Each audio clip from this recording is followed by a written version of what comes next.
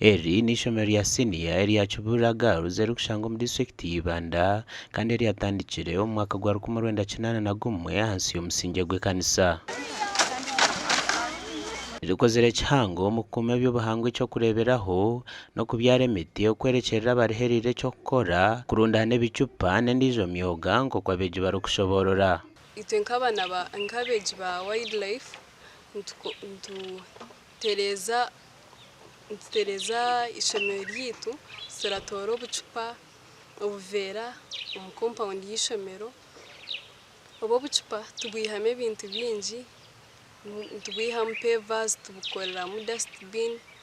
Abashomesa tuba kutwegesa n'itwe nk'abana twegesa hata nk'obwire bw'omushana tukwata obucupa tutamu amaizi kwendamu emiti yitu etakayomu tubukomaho tufumura hansi amaizi go gaguma mugoshera around ngaho ko kureba nga TV West rukureba ku ishomereri rukurinda by'obuhangwa twashanga ari hakutendeka beji okora obutafari bwa peva zo kuhikiriza omuramwa ogwatandikisha ishomereri gwo kushomesa omwana w'omwishiki.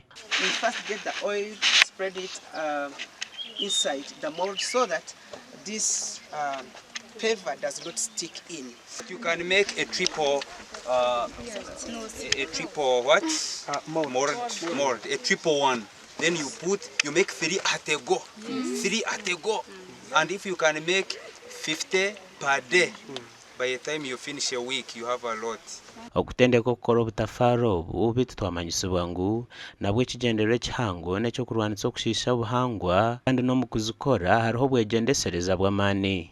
Zamara kusya zikagira omurro hati ezo compounds ziforminga carbon dioxide. Carbon dioxide niyo kushanga yazo omwanya na carbon monoxide. Aza carbon monoxide deadly poisonous. So kwenda ngu otakabitinga munonga bikahika kusya bikakwata omurro. Noziteka mu murro oguringanire bimeltinga hati carbon egumamu. Tikimayo carbon emwe nezo mu atmosphere konke nyingi yaguma hati timayisa ngo hamuherwa byona plastics aho ziruho no mwishomero tuza kuzicollectinga nazakorgayo. Ikindi cya kabiri tuza kuzejunsa. Ikindi cya kashatu tutarakore pavers zeze tuteka ngo myaka erikwija tija kuba twine pavers ezikupevinga compound yitu. Patron w'ekibiina kya wildlife ahishomereri Amos Mugisha nabwo yayoreka eby'obuhingi n'oburiisa ebigenderire kurinda eby'obuhangwa.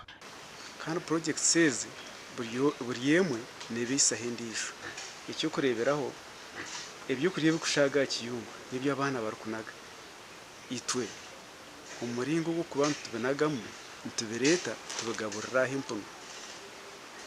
impunezi wareba hata impunezi nazo west zazo narshi obubwazo ntuwejunsa nkamaniwa umurutokero rwareba mwena nitero muranga kwenda ngo abantu abari heru bakosije buyi overa babikose ninga nobasha kukosa ka dustbin gukora compound kudekoratinga compound no gukora pavers. Ekitongole kya Vision Group omu TV West eri kugwa kiri kuhagirwa embassy ya Sweden nicho kiri kwinegeza project ya Green School n'ekigendererwa cyo kutaho kumanya hampinda hinduka y'obwire kandi ahabwe enshonga egi abeegi bashabwa buri omwe kwejumbiramu. Gasha kwa Timothy Mushabe.